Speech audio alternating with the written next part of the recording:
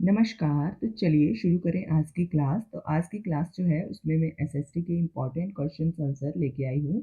और एक बात और बताऊँ कि इसमें मैंने सभी सब्जेक्ट्स को इंक्लूड किया हुआ है। इवन कि हिंदी सब्जेक्ट्स के भी आपको कुछ क्वेश्चंस जो है वो आज की क्लास में देखने को मिलेंगे। उसके बाद पब्लिक एड है, सोशियोलॉजी है, इकोनॉमिक्स है, जियोग्राफी है, पॉलिटिक्स है, हिस्ट्री है, मतलब हर तरह के क्वेश्चन जो हैं वो आज की क्लास में आपको देखने को मिलेंगे। तो लगभग 60 या 61 के अराउंड आज की क्लास में क्वेश्चंस रहेंगे। तो आपने क्लास को बीच में स्किप करके बिल्कुल नहीं जाना है। बहुत इंपॉर्टेंट क्वेश्चंस हैं एग्ज़ाम के पॉइंट ऑफ व्यू से। तो आपने क्लास को अंत तक ज़रूर देखना है और अगर आपको क्लास अच्छी लगे तो क्लास को लाइक भी ज़रूर करना है। अपने फ्रेंड्स के साथ जितने भी ग्रुप्स हैं उनके साथ आपने इस वीडियो को ज़रूर शेयर करना है और मुझे कमेंट करके भी ज़रूर बताना है कि आपको ये क्लास जो है वो कैसी लगी। तो चलिए शुरू करें। तो सबसे फर्स्ट क्वेश्चन जो है रहेगा कि मनोविश्लेषण जो है उसको किसने प्रचलित किया था? तो मनोविश्लेषणवाद जो है वो आपको पता है ये सीडीपी का क्वेश्चन आ गया है यहाँ पर। तो सिगमंड फ्राइड ने इसको जो था वो प्रचलित किया था, ठीक है? नेक्स्ट है कि चरणोजम। चरणोजम मिट्टी जो होती है वो मुख्य रूप से कहाँ पाई जाती है? तो ये जो चरणोजम मिट्टी है ये स्टेपी के घास मैदानों में पाई जाती है, ठीक है? कहाँ पर? स्टेपी के घास मैदानों में। नेक्स्ट क्वेश्चन है कि भूमध्य सागरीय की प्रमुख जलवायु जो होती है उसकी प्रमुख विशेषता क्या है? तो भूमध्य सागरीय जो जलवायु है उसकी प्रमुख विशेषता है कि ये शुष्क ग्रीष्म ऋतु और आर्द्र शीत ऋतु में होती है, ठीक है? तो शुष्क ग्रीष्म ऋतु और आर्द्र शीत ऋतु, ठीक है? नेक्स्ट है कि निक पॉइंट का संबंध किससे है? तो निक पॉइंट का संबंध जो है वो नदी का पुनरुत्थान, ठीक है? जो भी नदी जो बहती है उसका जो पुनरुत्थान यानी कि उसका दूसरी बार जो जहाँ से मुहाना होता है उसी को हम निक पॉइंट जो है वो कहते हैं, ठीक है? नेक्स्ट है कि दक्षिण भारत का मैनचेस्टर। तो मैनचेस्टर दक्षिण भारत का कोयम्बटूर को कहते हैं और ये कहाँ पर लोकेटेड है कि तमिलनाडु राज्य में है, ठीक है? कोयम्बटूर को दक्षिण भारत का मैनचेस्टर कहते हैं जो कि अ, तमिलनाडु में लोकेटेड है, ठीक है? नेक्स्ट क्वेश्चन है कि शाकाहारी समुद्री स्तनधारी जीव कौन-सा है, ठीक है? तो वो शाकाहारी भी है और समुद्री स्तनधारी जीव है, ठीक है? तो ये डुगोंग है, शी काऊ इसको कहते हैं यानी कि समुद्री गाय भी इसको कहा जाता है, ठीक है? शी काऊ, डुगोंग, ठीक है? कोई भी ऑप्शन आपसे एग्ज़ाम में पूछा जा सकता है। नेक्स्ट बहुत ही important very very very important question है ये और बहुत सारे एग्जाम्स में ये क्वेश्चन पूछा जा चुका है पहले कि सुंदरबन डेल्टा बनता है। तो सुंदरबन डेल्टा कैसे बनता है? सुंदरबन डेल्टा गंगा और ब्रह्मपुत्र नदी के मिलने से बनता है, ठीक है? नेक्स्ट क्वेश्चन है कि विश्व संसदीय संप्रभुता किस देश के संविधान की एक विशिष्ट विशेषता है? संसदीय संप्रभुता जो है ये कौन से देश की एक विशिष्ट विशेषता है? तो संसदीय संप्रभुता जो है वो ब्रिटेन की है, ठीक है? ब्रिटेन की। नेक्स्ट है कि कौन सा अनुच्छेद जो है वो निर्वाचन आयोग को चुनावों के अधीक्षण, निर्देशन और नियंत्रण की शक्ति प्रदान करता है? तो ये है अनुच्छेद 324, ठीक है? अनुच्छेद 324 जो है ये उम, जो निर्वाचन आयोग को निर्देशन और नियंत्रण की शक्ति जो है वो प्रदान करता है, ठीक है? नेक्स्ट क्वेश्चन है कि भारत में लोकपाल की अवधारणा को संसद में किसने प्रस्तावित किया? ठीक है? तो भारत में लोकपाल की अवधारणा जो है उसको अशोक कुमार सेन ने जो है वो प्रस्तुत किया था, ठीक है? नेक्स्ट क्वेश्चन है कि 1975 के आपातकाल के दौरान किस नेता ने राष्ट्रव्यापी आंदोलन का नेतृत्व किया था? तो राष्ट्रव्यापी जो आंदोलन है उसका नेतृत्व जयप्रकाश नारायण के द्वारा किया गया था 1975 में, ठीक है? 12 नंबर का क्वेश्चन है कि हॉब्स के अनुसार सामाजिक समझौते का उद्देश्य क्या है? तो सामाजिक समझौते का उद्देश्य है कि अराजकता को समाप्त कर शांति और सुरक्षा स्थापित करना, ठीक है? ये जो है वो हॉब्स के अनुसार सामाजिक समझौते का मुख्य उद्देश्य है कि अराजकता को समाप्त करना है और शांति और सुरक्षा को स्थापित करना है। नेक्स्ट क्वेश्चन बहुत ज़्यादा इम्पोर्टेंट है कि भारतीय संविधान में मौलिक कर्तव्यों को किस वर्ष जोड़ा गया था, ठीक है? तो 42वें संवैधानिक संशोधन के द्वारा। और ये आपसे ऐसे भी क्वेश्चन पूछा जा सकता है कि ये जो 42वां संवैधानिक संशोधन है ये कब हुआ था? तो 1976 में हुआ था। और मौलिक कर्तव्यों को जिस टाइम जोड़ा गया था उस टाइम मौलिक कर्तव्यों की संख्या 10 थी, ठीक है? तो ये भी आपसे क्वेश्चन पूछा जा सकता है। और किस समिति के द्वारा इसको जोड़ा गया था? तो स्वर्ण सिंह समिति के द्वारा इसको जोड़ा गया था, ठीक है? मौलिक कर्तव्यों की अवधारणा को, ठीक है? नेक्स्ट है कि ग्लैरियस रिवॉल्यूशन, ठीक है? ग्लैरियस रिवॉल्यूशन जो है 1688 का संबंध जो है वो किस देश से है? तो ये जो है ये इंग्लैंड देश से इसका संबंध है, ग्लैरियस रिवॉल्यूशन। लोक शिकायतों, ठीक है? लोक शिकायतों के निवारण से संबंधित संस्था कौन सी है? तो लोक शिकायतों से के निवारण से संबंधित जो संस्था है वो लोकायुक्त है, उच्चतम न्यायालय है, उच्च न्यायालय है, ठीक है? इसमें सभी जो है वो लोक शिकायतों से संबंधित जो है भी संस्थाएं हैं ये। नेक्स्ट क्वेश्चन है कि भारत के पहले गृह मंत्री कौन थे जिन्हें लौह पुरुष के नाम से भी जाना जाता है? तो वेरी इजी, जो लास्ट में लाइन ऐड कर दी है उसकी वजह से आप पहचान सकते हो कि लौह पुरुष तो सरदार वल्लभ भाई पटेल ही हैं। वैसे अगर आपसे सीधे क्वेश्चन पूछा जाता है कि भारत के गृह मंत्री कौन है, तो मतलब पता होगा बहुत सारे एस्पिरेंट्स को, तो सरदार वल्लभ भाई पटेल। तो आपने मुझे कमेंट करके बताना है कि इनकी बहुत बड़ी जो प्रतिमा है वो कहाँ पर। नेक्स्ट क्वेश्चन है कि भारत और अमेरिका की राजनीतिक व्यवस्था में मुख्य अंतर क्या है? तो भारत और अमेरिका की राजनीतिक व्यवस्था में मुख्य अंतर ये है कि भारत में एकल नागरिकता है और अमेरिका में दोहरी नागरिकता है, ठीक है? नेक्स्ट क्वेश्चन कि गिफिन गुड्स के संदर्भ में मांग का वक्र कैसा होता है? तो गिफिन गुड्स जो है उसके संदर्भ में जो मांग का वक्र होता है वो ऊपर की ओर उठता हुआ होता है, ठीक है? ऊपर की ओर उठता हुआ। गिफिन वस्तुओं पर मांग का नियम लागू नहीं होता है, कीमत बढ़ने पर इनकी मांग जो है वो बढ़ती है। नेक्स्ट है कि आय बढ़ने के साथ कर की दर घटती जाती है, टैक्स के उस प्रकार को क्या कहते हैं? तो इसको प्रतिगामी कर कहते हैं, ठीक है? कौन सा कर? प्रतिगामी कर उसको कहते हैं, जब आय बढ़ने के साथ जो है वो कर की दर जो है वो घटती ही जाती है, ठीक है? कौन सा राजकोषीय नीति जो है उसका उपकरण नहीं है? तो खुले बाजार की क्रियाएं जो है वो राजकोषीय नीति की उदाहरण के उपकरण नहीं है। नेक्स्ट क्वेश्चन की बात करें तो सतत विकास जो है का विचार सबसे पहले किस रिपोर्ट में दिया गया था? तो सतत विकास का जो सबसे पहले जो विचार दिया गया था तो वो ब्रुंडलैंड रिपोर्ट में दिया गया था, ठीक है? उपभोक्ता की बचत की उपभोक्ता की बचत की अवधारणा का प्रतिपादन किसने किया था? तो ये अल्फ्रेड मार्शल ने किया था, ठीक है? अल्फ्रेड मार्शल ने। नेक्स्ट है कि वर्तमान 2026 के संदर्भ में भारत में राष्ट्रीय आय की गणना का आधार वर्ष क्या है? तो भारत में राष्ट्रीय आय की गणना का आधार वर्ष 2011 और 12 ही है, ठीक है? नेक्स्ट है कि भारत सरकार आधार वर्ष बदलने पर विचार कर रही है, लेकिन वर्तमान जो आधिकारिक डेटा अभी भी 2011-12 का ही उपयोग किया जा रहा है। ये इसी क्वेश्चन का फैक्ट है कि जो सरकार है वो आधार वर्ष बदलने के लिए जो है वो प्रयास कर रही है, लेकिन अभी भी जो आधिकारिक डेटा के लिए यूज़ किया जाता है तो वो 2011-12 का ही यूज़ किया जाता है। अब हिंदी के कुछ क्वेश्चंस आएँगे, तो यहाँ पर पूछा गया है कि व्युत्पत्ति के आधार पर जो है वो संज्ञा के कितने भेद होते हैं? तो व्युत्पत्ति के आधार पर जो संज्ञा है वो उसके 3 भेद होते हैं, रूढ़, यौगिक और योग रूढ़, ठीक है? तो अर्थ के आधार पर संख्या के 5 भेद होते हैं, तो आपसे पूछे जा सकते हैं एग्जाम में, ये आपने ज़रूर याद रखने हैं। नेक्स्ट क्वेश्चन हिंदी का ही है कि यद्यपि शब्द में कौन सी संधि है? तो यद्यपि शब्द जो है उसमें यण संधि है, ठीक है? यदि प्लस अपि यद्यपि बनता है तो यहाँ ई का य जो है वो उसमें परिवर्तन हो गया है, इसलिए यण संधि है, ठीक है?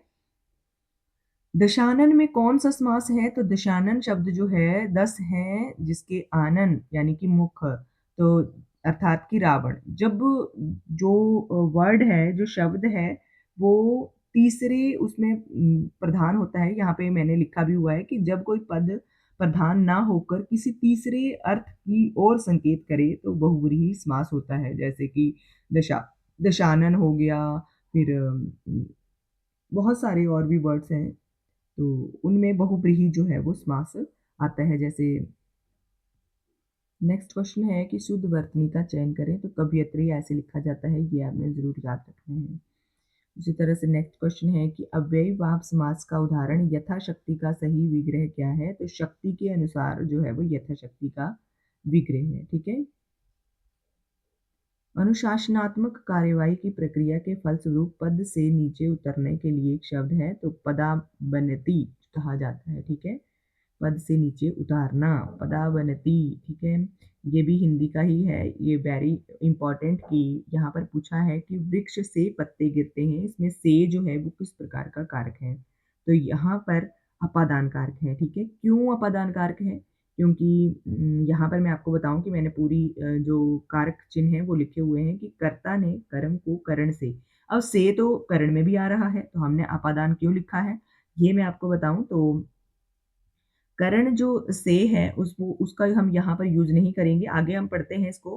कर्ता ने कर्म को करण से संप्रदान के लिए अपादान से, अब ये वाला जो अपादान वाला से है उसको हम जुदाई के लिए यूज़ करते हैं, जैसे किसी से अलग होने के लिए यूज़ करते हैं, जैसे वृक्ष से पत्ते गिर रहे हैं, पहाड़ से पत्थर गिर रहे हैं, मतलब इसी तरह से और भी बहुत सारे जो भी जब भी किसी चीज़ से अलगाव होता है या मतलब अलग होने के लिए हम अपादान का यूज़ करते हैं। आगे है संबंध काके की अधिकरण में पर और संबोधन हे अरे ओ, ठीक है? तो ये कारक चिन्ह आपने ज़रूर याद कर लेने हैं, ठीक है? तो यहाँ पर जो वृक्ष से पत्ते गिर रहे हैं यानी कि जुदाई हो रही है तो अपादान कारक आएगा। तत्सम शब्द विस्मय है, ठीक है? ये भी एक क्वेश्चन के फॉर्म में मैंने लिखा हुआ है कि तत्सम शब्द विस्मय जो है वो तत्सम शब्द है। नेक्स्ट है कि हर्ष का विलोम क्या होगा? तो हर्ष का विलोम विषाद होगा, ठीक है? क्या होगा? विषाद होगा। उसके नेक्स्ट क्वेश्चन है 33 नंबर की जो क्रिया अभी हो रही है उसे क्या कहते हैं? तो जो क्रिया अभी घट रही है या हो रही है, जैसे कि मैं अभी क्वेश्चंस जो है वो पढ़ रही हूँ, तो ये जो है अपूर्ण वर्तमान है, ठीक है? तत्कालिक का वर्ड का भी इसके लिए यूज़ करते हैं, ठीक है? तो अपूर्ण वर्तमान। नेक्स्ट अब सोशियोलॉजी के क्वेश्चन चलते हैं समाजशास्त्र से। तो समाजशास्त्र से रिलेटेड फर्स्ट क्वेश्चन जो है यहाँ पर यानी कि 34 नंबर का ही वैसे तो ये क्वेश्चन है कि समाजशास्त्र का सर्वप्रथम प्रयोग अगस्त काम्टे ने किस वर्ष किया था? तो सबसे पहला तो इसी क्वेश्चंस में से एक और क्वेश्चन बन गया कि जो समाजशास्त्र का सर्वप्रथम प्रयोग किसने किया था? तो अगस्त काम्टे ने किया था और किस वर्ष किया था? तो 1838 में किया था, ठीक है? 1838 में इसने जो है वो इस शब्द का प्रयोग सबसे पहले किया था। समाजशास्त्र के पिता अगस्त काम्टे हैं, ठीक है? अगस्त काम्टे को समाजशास्त्र के पिता जो है वो कहा जाता है। नेक्स्ट क्वेश्चन है कि प्राथमिक समूह की अवधारणा दी है, तो प्राथमिक समूह की अवधारणा सी.एच. कूले ने दी है 1909 में अपनी पुस्तक सोशल सोशल ऑर्गेनाइजेशन में, ठीक है? तो प्राथमिक समूह प्राइमरी ग्रुप्स की अवधारणा इनके द्वारा सी.एच. कूले के द्वारा दी गई है। परिवार, खेल, समूह और पड़ोस को प्राथमिक समूह में बताया था, ठीक है? इन्होंने जो इनकी पुस्तक है सोशल ऑर्गेनाइजेशन, इसमें इन्होंने परिवार, खेल, समूह और पड़ोस आदि को प्राथमिक समूह में ही बताया था। नेक्स्ट आता है कि सांस्कृतिक विडंबना सांस्कृतिक विडंबना का जो सिद्धांत है ये किसने दिया था? तो डब्ल्यू एफ ऑर्गवन ने दिया था, ठीक है? डब्ल्यू एफ ऑर्गवन ने। नेक्स्ट है कि भारत में जाति को बंद वर्ग जो है उसके रूप में किसने परिभाषित किया था? तो जाति को बंद वर्ग कहा था डी एम मजूमदार ने, ठीक है? नेक्स्ट क्वेश्चन है कि समाज के सावयवी सिद्धांत का प्रतिपादन किसने किया था? तो हर्बर्ट स्पेंसर ने। इन्होंने समाज की तुलना एक जीवित शरीर से की थी, ठीक है? नेक्स्ट क्वेश्चन है 39 नंबर की जो समिति है यानी कि एसोसिएशन है उसकी क्या-क्या विशेषताएं होती हैं? तो एसोसिएशन की विशेषताओं में निश्चित उद्देश्य, ऐच्छिक सदस्यता और औपचारिक नियम, ये सभी जो है ये एसोसिएशन की विशेषताएं हैं। नेक्स्ट क्वेश्चन है यहाँ पर कि जजमानी प्रथा का सर्वप्रथम अध्ययन भारत में किस क्षेत्र में किया गया था? तो जजमानी जो प्रथा है इसका जो सर्वप्रथम अध्ययन किया गया था उत्तर प्रदेश के करीमपुर गांव में विलियम वाइजर द्वारा, ठीक है? विलियम वाइजर के द्वारा इसका अध्ययन जो था वो किया गया था। अब यहाँ से लोक प्रशासन के यानी कि पब्लिक एड के क्वेश्चन चल रहे हैं 41 नंबर से। तो लोक प्रशासन का जनक किसे कहा जाता है? वुड्रो विल्सन को, ठीक है? समाजशास्त्र का जो जनक है वो आप हमने अभी पढ़ा अगस्त काम्टे, और लोक प्रशासन का जनक कहा जाता है वुड्रो विल्सन को, ठीक है? Father of public administration. Next है यहाँ पर इसकी व्याख्या दी गई हुई है कि 1887 में यानी कि 1887 में प्रकाशित उनके लेख स्टडी ऑफ एडमिनिस्ट्रेशन में लोक प्रशासन को एक अलग विषय के रूप में इनके द्वारा जो था वो स्थापित किया गया था। ठीक है, वुड्रो विल्सन के द्वारा। Very very very important question है ये, और बहुत सारे एग्जाम्स में ये पूछा जा चुका है कि पोस्ट गॉर्ब, ठीक है, पोस्ट गॉर्ब जो है इसके सिद्धांत में प्रतिपादित किया गया है। तो इस सिद्धांत को किसने प्रतिपादित किया है? तो लूथर गुलिक और उर्विक द्वारा। ठीक है, उर्विक, लूथर गुलिक आपने नाम याद रखना है, और उर्विक के द्वारा पोस्ट गॉर्ब जो है उसको स्थापित किया गया था। यहाँ पर मैंने उस इनकी फुल फॉर्म्स भी लिखी हुई हैं कि P for planning, O for organising. मैंने देखा कि कुछ जो क्वेश्चंस हैं वो आपसे इस प्रकार भी पूछे जा सकते हैं कि पी का मतलब क्या होता है, या ओ का क्या स्पोर्ट्स पोस्ट कॉर्ब वर्ड दिया गया होगा आपको और क्वेश्चन पूछा गया होगा कि ओ का क्या फुल फॉर्म है। ठीक है, तो ये सभी फुल फॉर्म्स आपने याद रखनी है। P for planning, O for organising, S for staffing, D for directing, C O for coordinating, और आर फॉर रिपोर्टिंग, और बी फॉर बजटिंग। ठीक है, ये सभी आपने याद रखने हैं। पोस्ट कॉर्प का ये फुल फॉर्म है।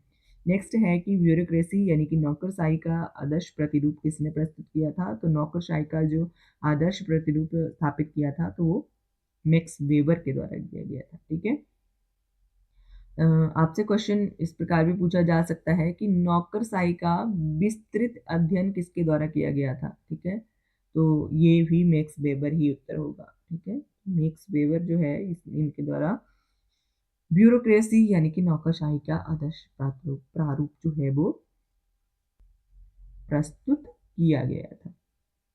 नेक्स्ट क्वेश्चन है कि न्यू पब्लिक एडमिनिस्ट्रेशन एनपीए की अवधारणा किस सम्मेलन से जुड़ी हुई है? तो ये मिनोब्रुक सम्मेलन से 1968 में जो हुआ था उसके साथ ये जुड़ी हुई है। ठीक है, नेक्स्ट क्वेश्चन है कि प्रशासनिक व्यवहार एडमिनिस्ट्रेटिव बिहेवियर जो है, ये इस नाम की पुस्तक जो है वो के लेखक कौन है? तो हर्बर्ट साइमन ने प्रशासनिक व्यवहार यानी कि एडमिनिस्ट्रेटिव बिहेवियर नामक की पुस्तक जो है वो लिखी हुई है हर्बर्ट साइमन ने। ठीक है, नेक्स्ट यहाँ पर क्वेश्चन है कि वैज्ञानिक प्रबंध का सिद्धांत यानी कि थ्योरी ऑफ साइंटिफिक मैनेजमेंट किसने दी है? तो वैज्ञानिक प्रबंधन का एफ डब्ल्यू टेलर के द्वारा ये दी गई हुई है अवधारणा।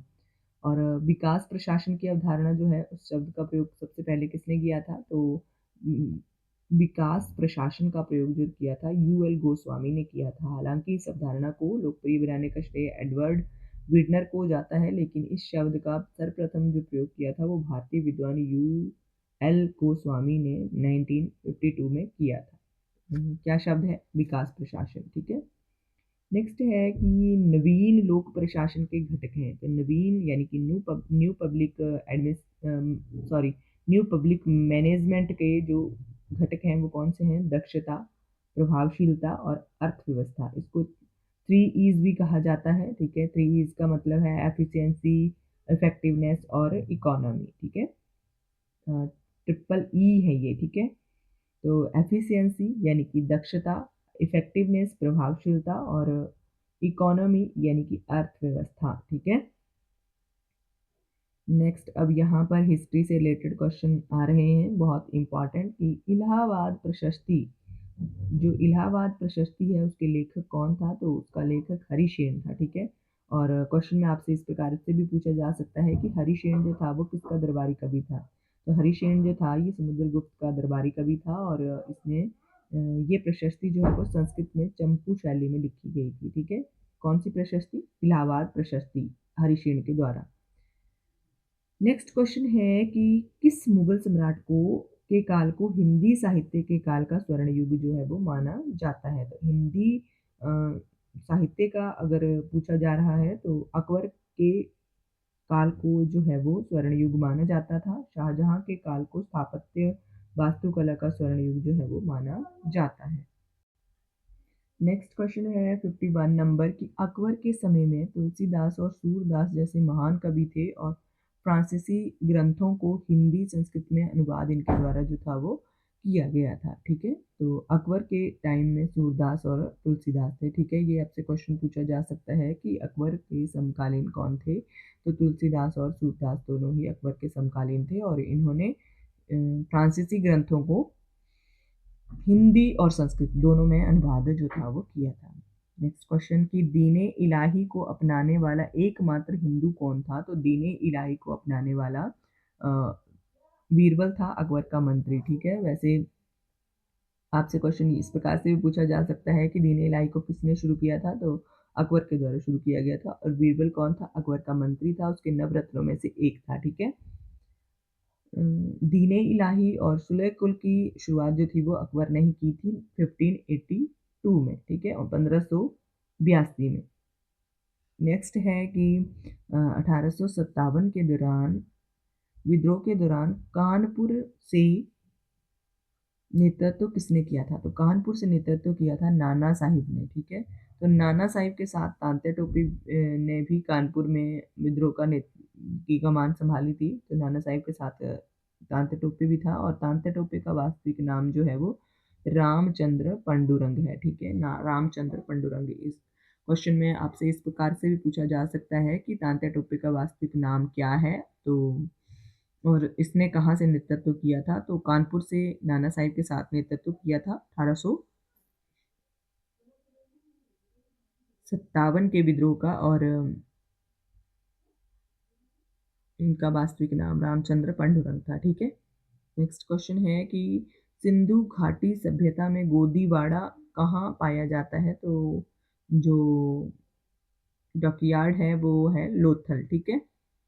लोथल गुजरात के भोगवा नदी के तट पर स्थित है। ये प्रमुख बंदरगाह शहर है, ठीक है। तुर्कान ए चिहलगानी, ठीक है, 40 दल का गठन किसने किया था। तुर्कान ए चहलगानी इल्तुतमिश ने, ठीक है। तो यहाँ पर व्याख्या में लिखा हुआ है कि इल्तुतमिश ने प्रशासन को मजबूत बनाने के लिए 40 वफादार तुर्क दासों का एक समूह बनाया था, ठीक है। नेक्स्ट 56 क्वेश्चन है कि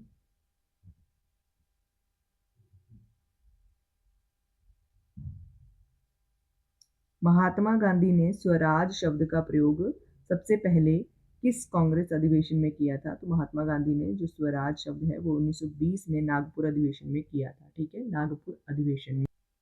वैसे 1906 में दादा भाई नौरोजी ने पहली बार स्वराज की मांग की थी, लेकिन गांधी जी ने असहयोग प्रस्ताव के साथ स्वराज के लक्ष्य 1920 में प्रमुख डाला था, ठीक है।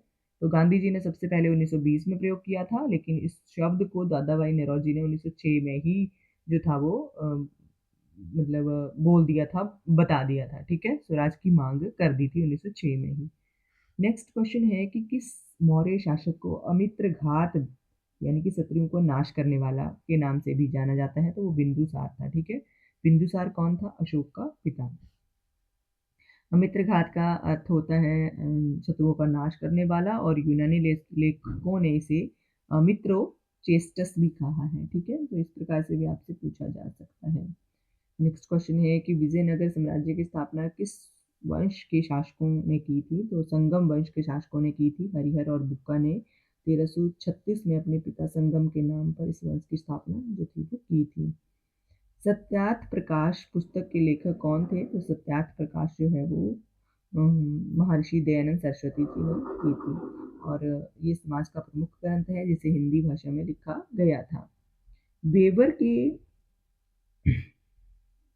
न्यूनतम परिवहन लागत सिद्धांत में आइसोपेन जो है वो क्या है। तो आइसोपेन जो है ये समान कुल परिवहन लागत बिंदुओं को मिलाने वाली रेखा है, ठीक है। नेक्स्ट क्वेश्चन है कि विश्व का दूसरा सबसे बड़ा मैंग्रोव पारिस्थितिकी तंत्र कौन सा है। तो विश्व का सबसे दूसरा बड़ा, पहला कौन है, सुंदरबन डेल्टा, और दूसरा है भीतरकनिका, ठीक है। तो सुंदरबन के बाद उड़ीसा का भीतरकनिका भारत का और दुनिया का मैंग्रोव क्षेत्रों में से एक है, ठीक है। तो सुंदरबन के बाद भीतरकनिका ये विश्व का सबसे बड़ा मैंग्रोव पारिस्थितिकी तंत्र है, ठीक है। तो आज की क्लास के लिए बस इतना ही। आई होप कि आपको ये क्लास जो है वो अच्छी लगी होगी और बहुत इम्पॉर्टेंट क्वेश्चंस आज की क्लास में थे। तो प्लीज़ क्लास को ज़रूर शेयर करें और कमेंट करके मुझे ज़रूर बताएं कि आपको क्लास कैसी लगी। और इसी तरह और भी इंटरेस्टिंग क्लासेस देखने के लिए चैनल को ज़रूर सब्सक्राइब कर लें। अगर आपने अभी तक नहीं किया है या आप चैनल पर नए आए हो तो प्लीज़ चैनल को ज़रूर सब्सक्राइब कर लें। Thank you for watching.